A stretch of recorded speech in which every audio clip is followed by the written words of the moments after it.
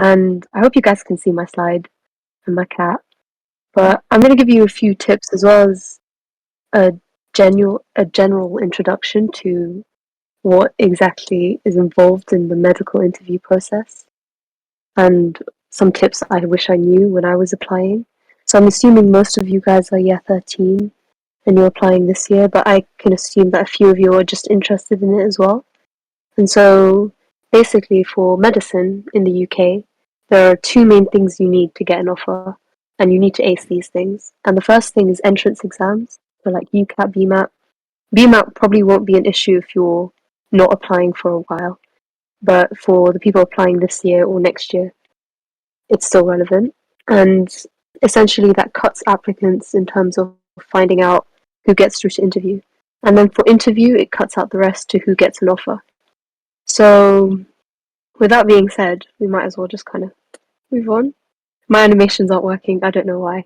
But essentially, medical interviews is just a method to cut down applicants. A lot of people in the UK apply to medicine, and it's one of, if not the most competitive thing you can apply for. So there's dentistry is a close second, I would say. But they need a method to cut down through all these applicants because a lot of them will have straight A stars at A level or A's, or they'll have straight nines or eights or sevens for GCSEs. And they can say they've done the most volunteering and all of that on the nicest personal statement. At the end of the day, you have just a lot of people which are exactly the same on paper. And interviews, as well as entrance exams, but mainly interviews, are the way they can kind of cut down on people. So they find out which one of you has the best potential to do great in medical school or to become a great doctor.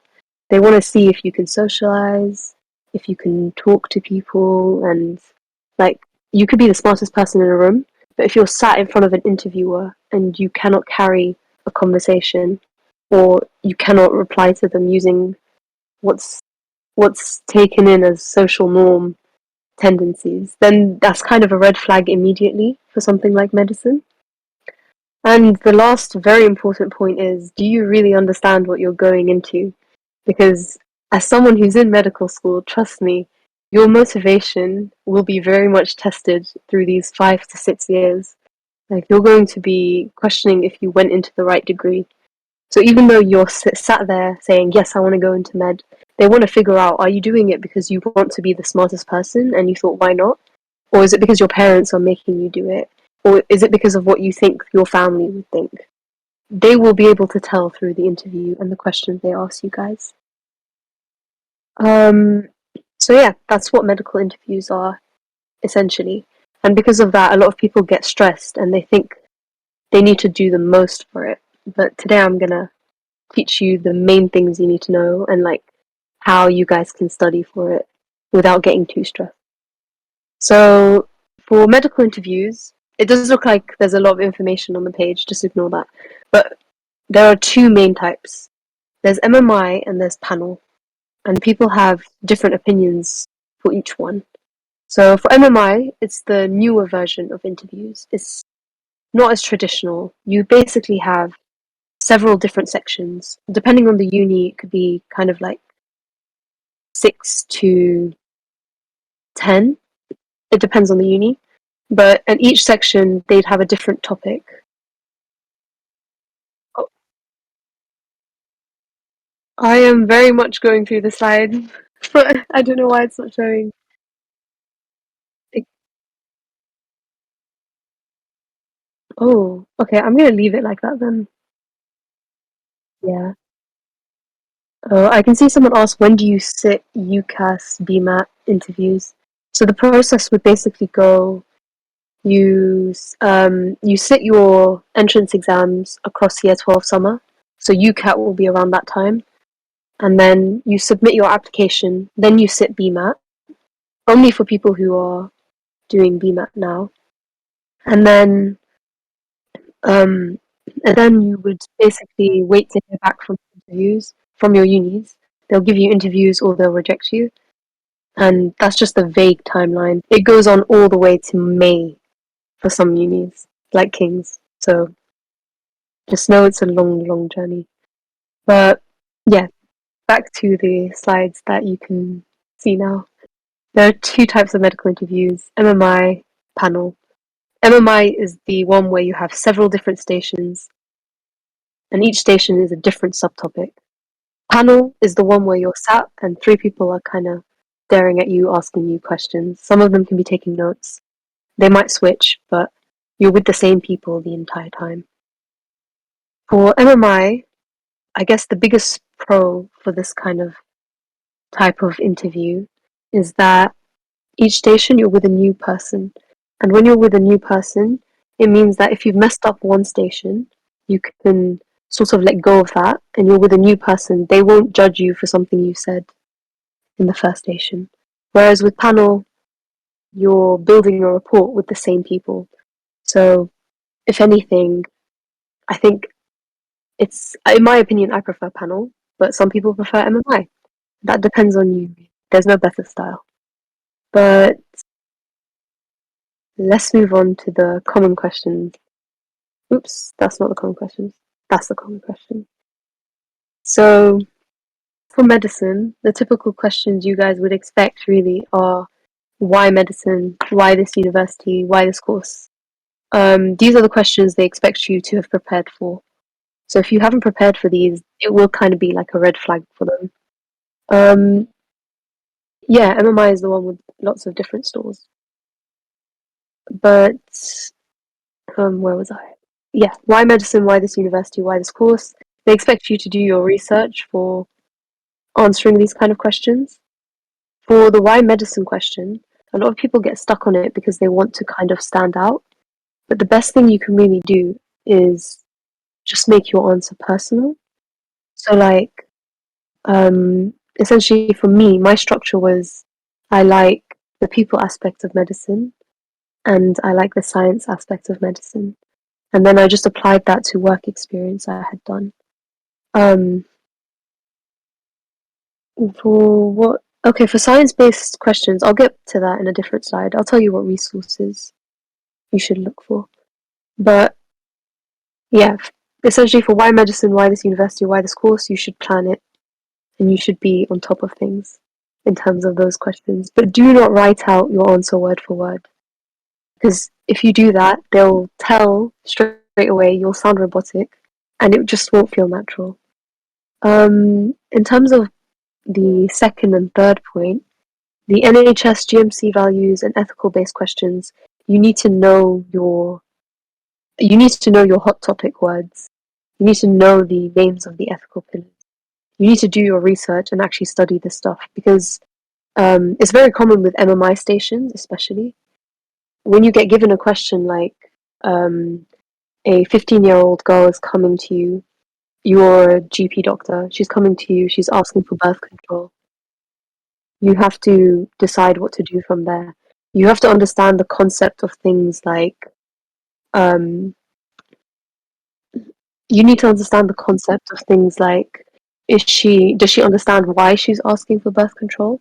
Does she have the capability to decide that kind of decision? And you need to apply it to ethical pillars in terms of um, if she's not, yeah, the four pillars of ethics. She's not um, she's not, oops, she's not above the age of 18, so her parents are still responsible over her.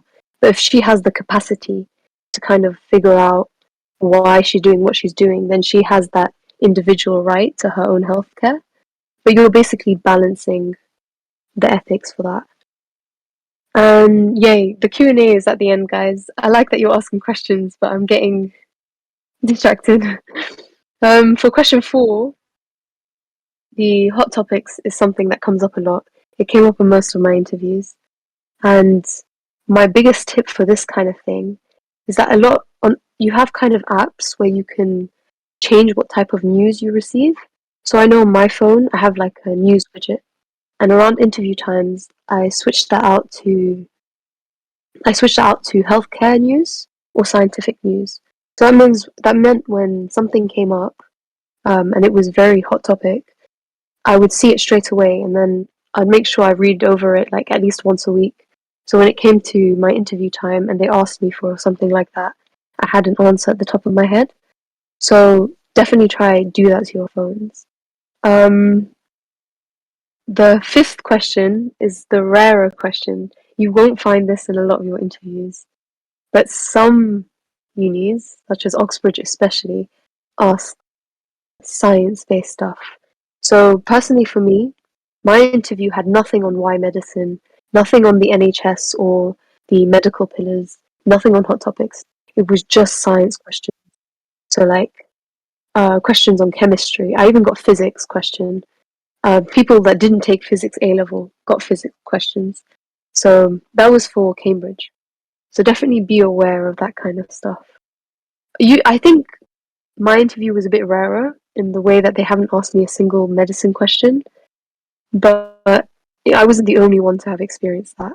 So reading ahead of your content at sixth form or whatever A levels you do is something you're expected to do for these interviews. At least just to start like your mindset of what's going on and explaining why you think certain things work the way they do. So yeah, be aware of that. For some unis as well, for their MMI stations, one station might have a graph, and then they'd expect you to explain the graph, which is just basically saying what you see, the what's on the x-axis, what's on the y-axis, the trend.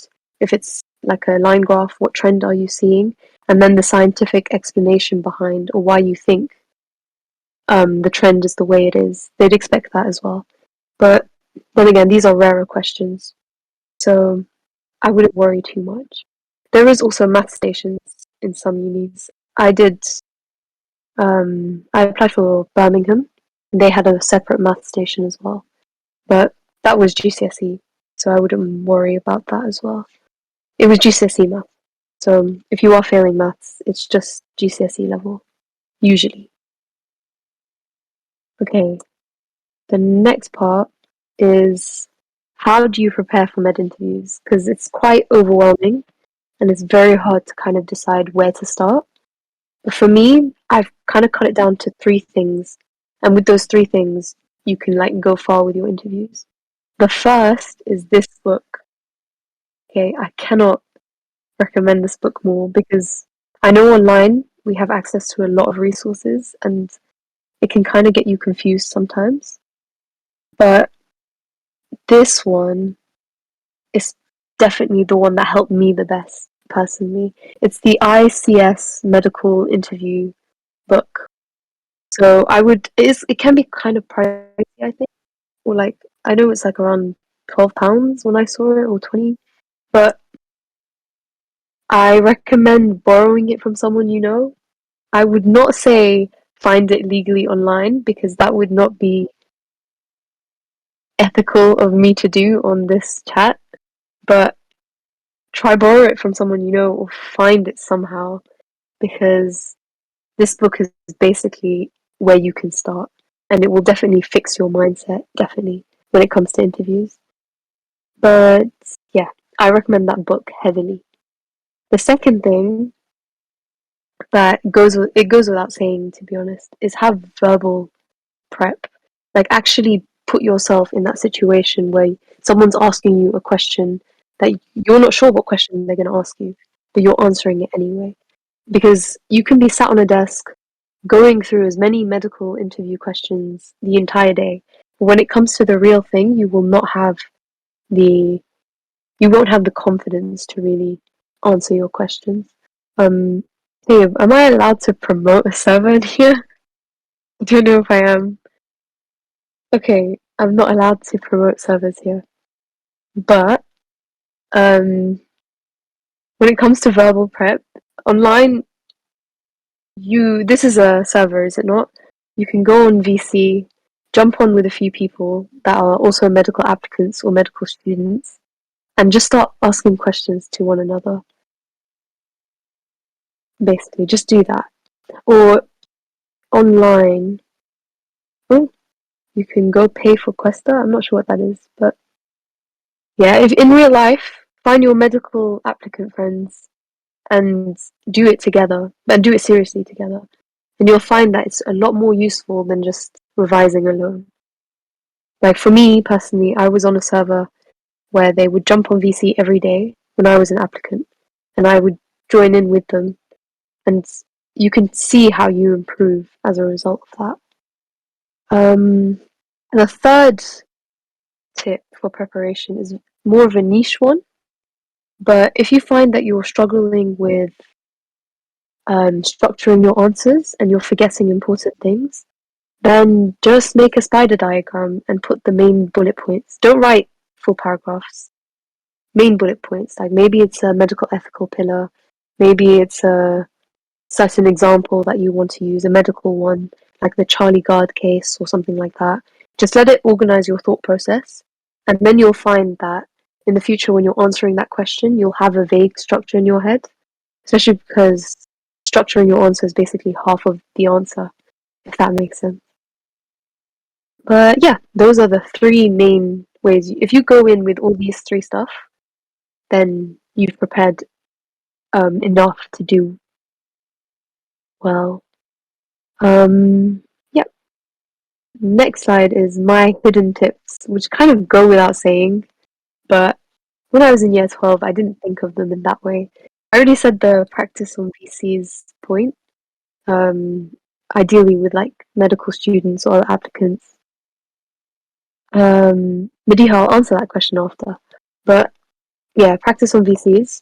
Second point that goes without saying is work on your weaknesses. For me, that was the ethical based questions. I hated them, so I kind of ignored that they were there.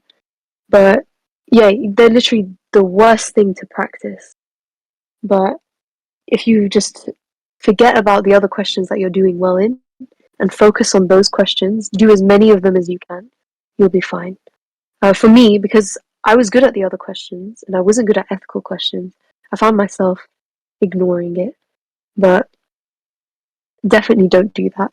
Focus on the ethical questions because especially if you structure yourself well, they will show that you're the most suited candidate for this kind of course.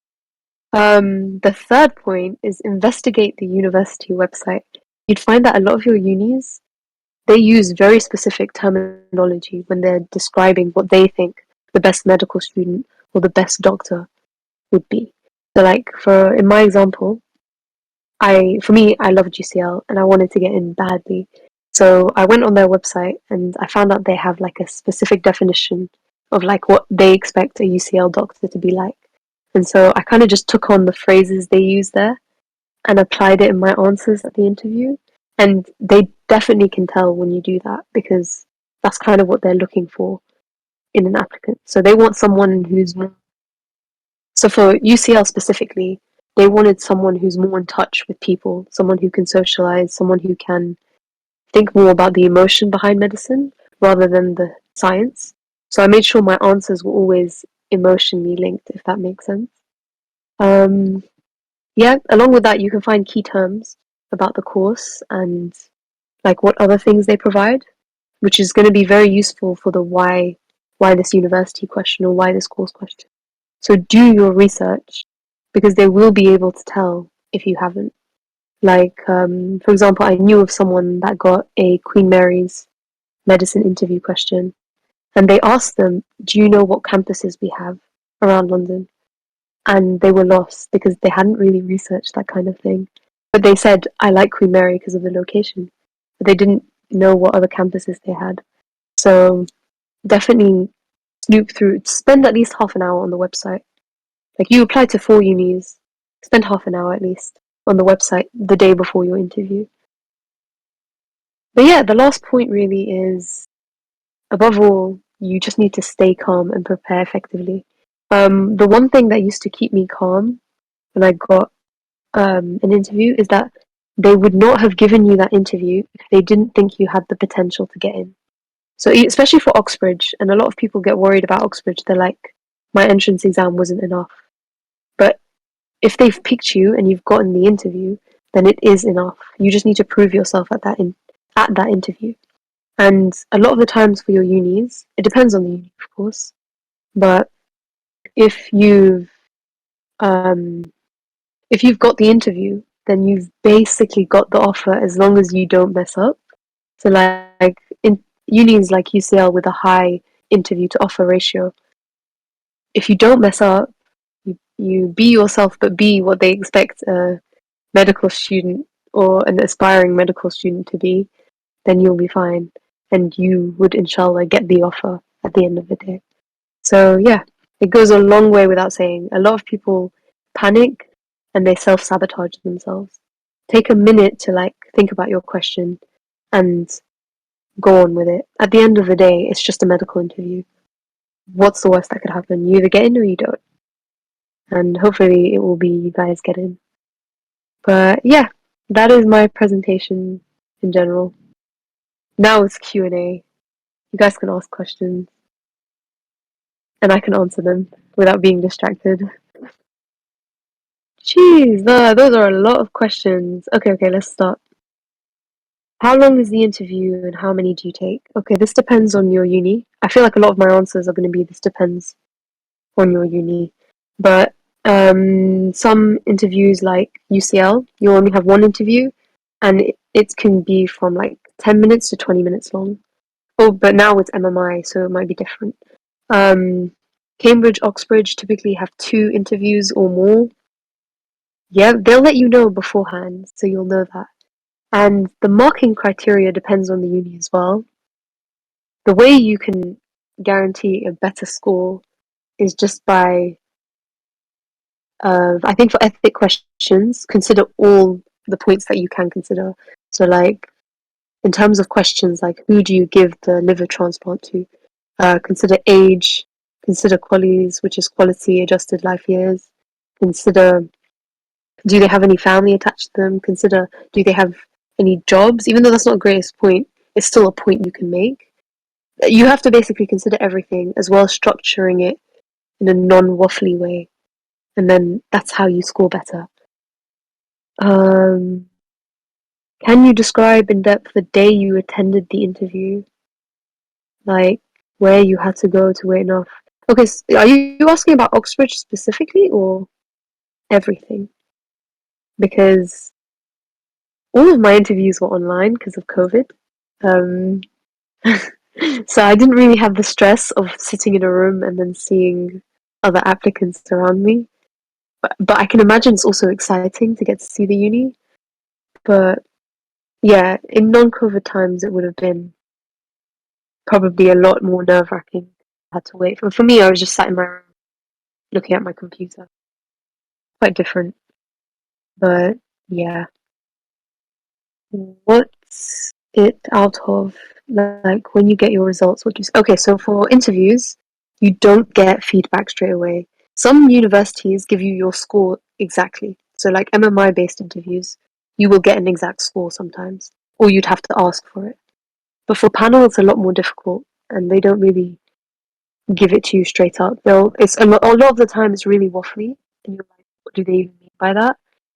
But yeah, you'll find out if you got in because you'll get an offer.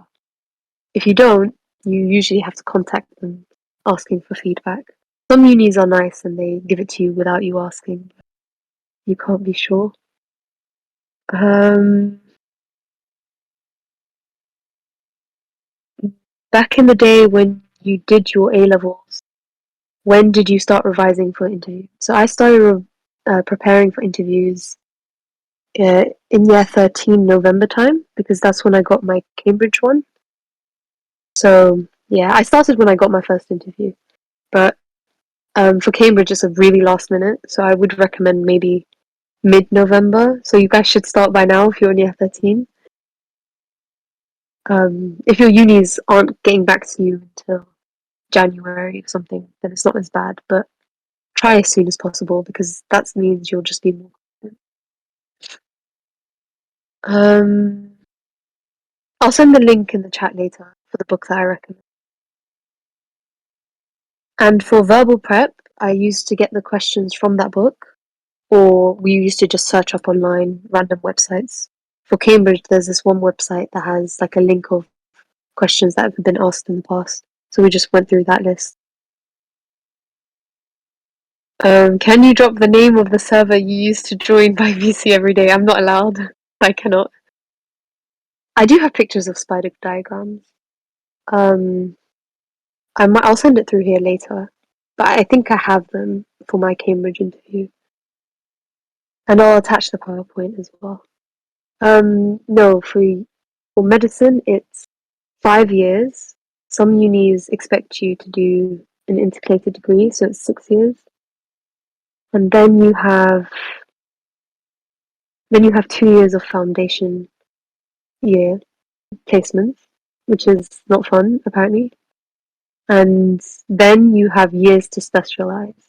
So technically, you'll be a doctor within 5 years, but you won't be specialized for a few more. No problem. What was your question? I kind of got lost. Is UCAT a practice thing or natural intelligence thing? It goes without saying. You study for your UCAT. Like, you could be the smartest person on earth, but if you haven't practiced with how time intense it is, you're screwed. Like, I left myself only a week and a half to study for it, and that was such a mistake.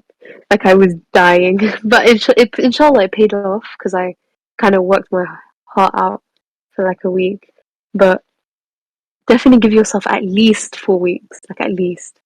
But don't overwork it. It's like you need to find a balance. For me, I did too much in too little time. 4 to 6 weeks. But this is a controversial opinion, but I do think if you're doing 6 weeks, do not do it intensely. BMAT was not more time intense. But yeah, Medify is the one for UCAT for sure. Did you practice interview questions in year 12? Nope. Year 12, you guys should be chilling. Like, work on building resources for your personal statement, like volunteer for stuff and all of that. But focus on your A levels, focus on your predicted grades and like your friends. You don't need to stress because trust me, year 13 is going to be depressing fully. Um, interviews last, they will, if an interview lasts for more than half an hour, I would be kind of shocked. Oh, why did the message get deleted?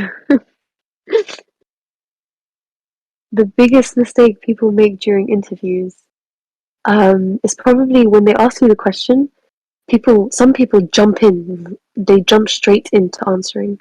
Like, you can take a few seconds to just think about what they've told you, because imagine you misunderstand it, or imagine you end up just jumping right into something and you end up waffling your way out of it. It's just take a few seconds to think about it. You can even say, "Can I take a moment to think about this?" And it should be fine. For MMI, they usually give you a minute to think about it. For panel, less of that.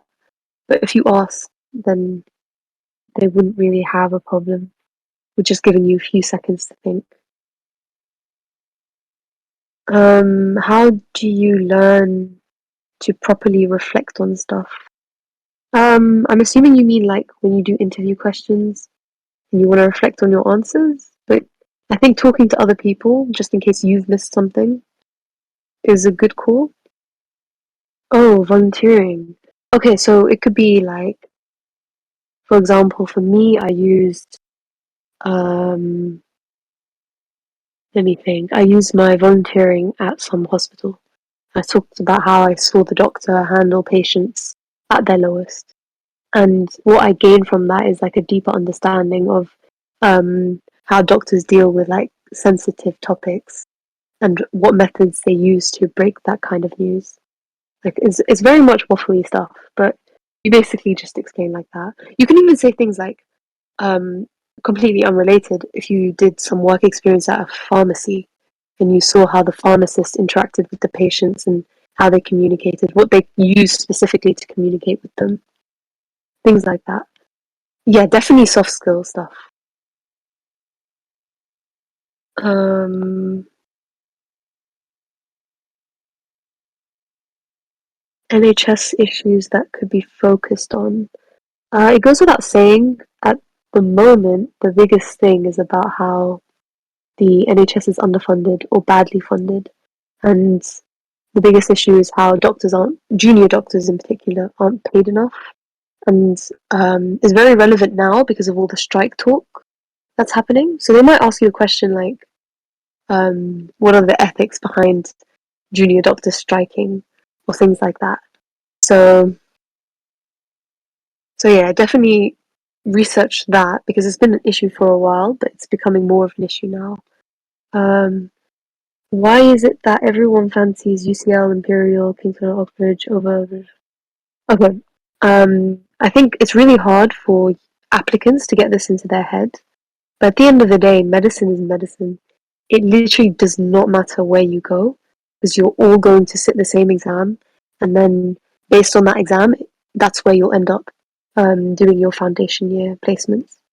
So UCL, if you go UCL and if you go Cambridge or if you go Nottingham or Cardiff, you very much might end up at the same university. If anything, if your ranking is higher, you're more likely to have a higher ranking in a university like Cardiff rather than a university like Cambridge, and that will give you an advantage when applying to placements.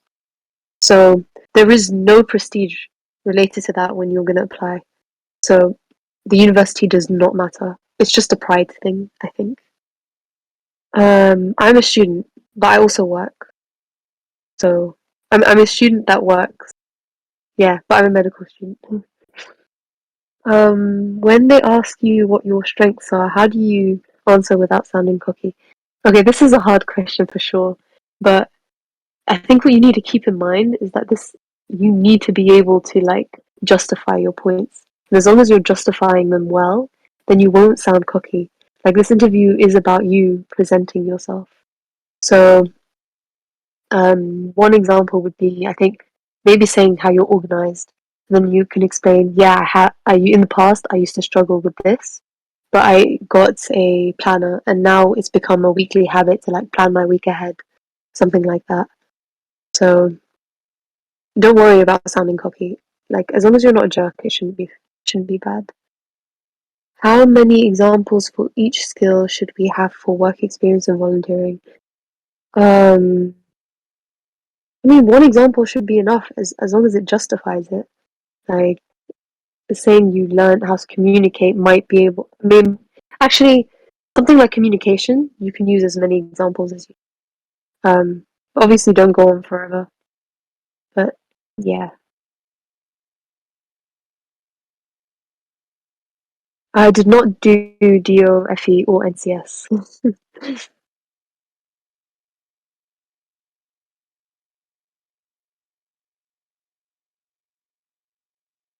Model interview videos you can find online or whatever. To be fair, I've never had that resource. I've never used that resource. But if you're applying Oxbridge, they have model interview videos that help. They give you a realistic idea of what's going on. I mean, the interviewers are most likely not going to be Islamophobic. Hello, At least everybody. mine Welcome back. weren't. They were quite calm. They weren't Muslim, but they were calm. I go UCL. Do you mean NCS, the project, or the sixth form? But usually they'd know what NCS is, but just saying I go NCS or I went to the NCS project thing, you'd have to say what you got from that. Because you can say you did so much experience and volunteering and all that, but if you don't expand on it, it doesn't mean anything. Should I trim my beard in case they think it's weird? As long as you look smart, it shouldn't be a problem. I know loads of people that go uni with me that have beards, so it should be fine. Is online work experience just as good as in person? So if you were a COVID year, I would have said yes. To be fair, as long as you can justify it, what you've learned from it, then it will be. But there are things you get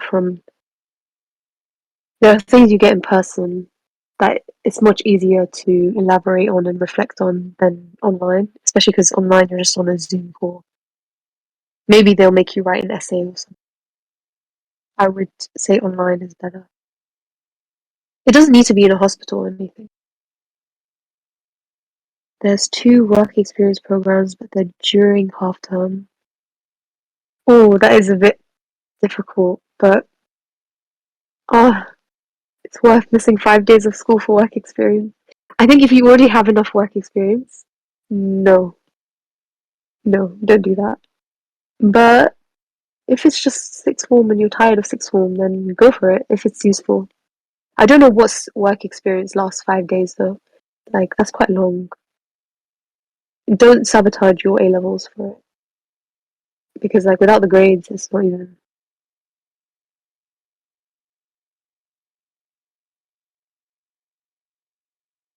Yeah, without your A levels, all of it doesn't matter. So I don't recommend that. Okay, if you have no work experience, then I mean, do you have work experience in like a pharmacy or dental clinic?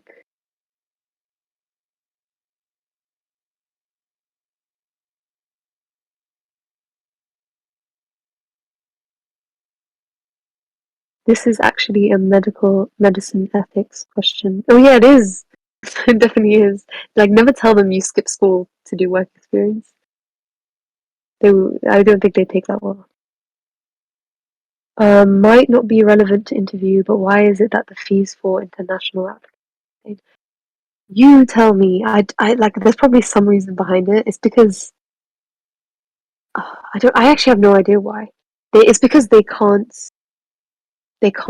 make home applicants pay the same price. Like they're literally capped by the government. So home applicants will never be expected to pay higher than £9,250 a year. But because the government has our back. But for internationals, there's nothing like that. It's really peak on them because there's like a cap for international students, and on top of that, it's like insane fees. But they're always the smartest people. Like from my experience, they're always really smart.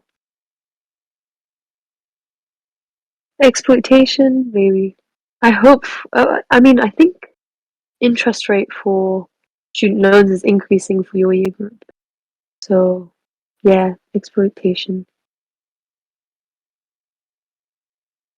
Um, yeah. The competition is usually more for internationals. But like, if you're from England and applying to Scotland, it's the same. So like, yeah, isn't interest haram though? Okay, this is a very heavy question, but Islamically, riba is haram, and a lot of people though, different marjats, different imams, they say it really depends because you simply cannot afford sometimes.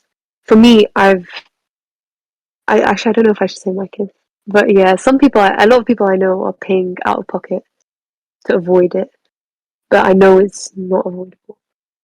I did not take a student loan, but I did have a gap year where I made money, so it does depend. But this year I didn't.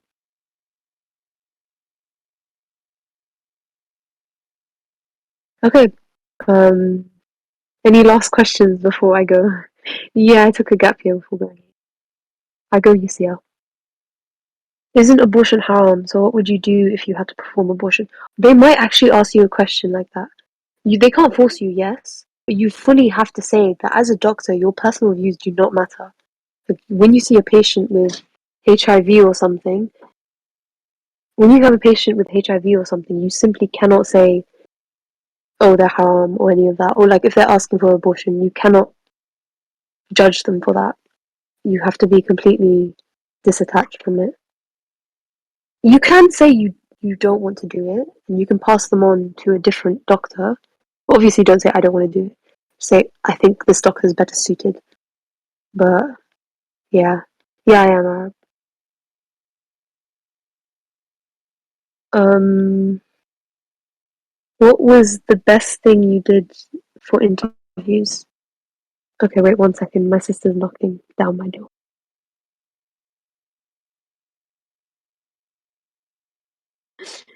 Okay, I screamed at her. Um, what was the question? What was the best thing you did for interviews? Practice VCing, practice sessions on VC, plus that book that we'll send. Yeah. So I would answer no, no, no, no. You would not answer by saying you'd speak to someone better suited. You'd say you understand you have your own religious beliefs, but when it comes to treating a patient, that does not apply. And you link it into one of the ethical pillars. You link it into beneficence. thinking in the best interest of the patient. Yeah, like that.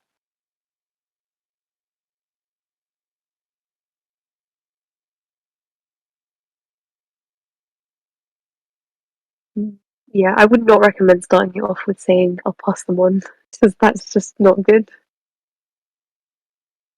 For me, I had a gap year with a confirmed offer, so I didn't really do anything in my gap year but work. Not gonna lie, I still don't get the difference between beneficence and non-beneficence. Beneficence is acting in their best interest. Non-beneficence is making sure you do no harm. So they're very similar, but they're still kind of different. The abortion question comes often, so and well, the question about personal values comes often. I always found that, especially now I'm in med school, we have a lot of sessions where we talk about clinical stuff, and then whenever they talk about your personal values as a doctor, they always look at me. I don't know if it's because I'm the visible Muslim, but they always look at me, the hijab and everything. Oh yeah, the 14-year-old one comes up. You would have to revise that.